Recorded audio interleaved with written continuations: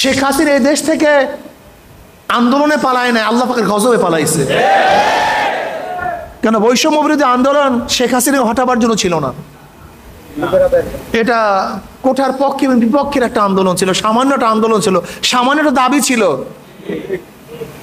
এই দাবি শেখ হাসিনাকে হটাবার দাবি ছিল না, কিন্তু আল্লাহ পাকের গজবে শেখ হাসিনা এই দেশ থেকে ভাগতে বাধ্য হয়েছে। আল্লাহ পাক মুতাকাব্বিরকে পছন্দ করেন না, কোন মুতাকাব্বিরকে আল্লাহ পাক পছন্দ করেন না। যে মুতাকাব্বির হয় আল্লাহ পাক তার ঘাড়কে মটকায়া দেন। তার মধ্যে কিবের চলে এসেছিল, অহংকার, তিনি ধরাকে সরা মনে করতেন না। আমরা আক্রান্ত হয়েছি, ভাবছে কি মৌলবীরা কি হবে,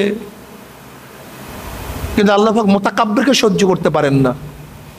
এর জন্য আমি আমার সাথীদেরকে বলো, এক নাম্বার মুতাকাব্বির হবেন না, অহংকারী হবেন না, এটা ভালো না।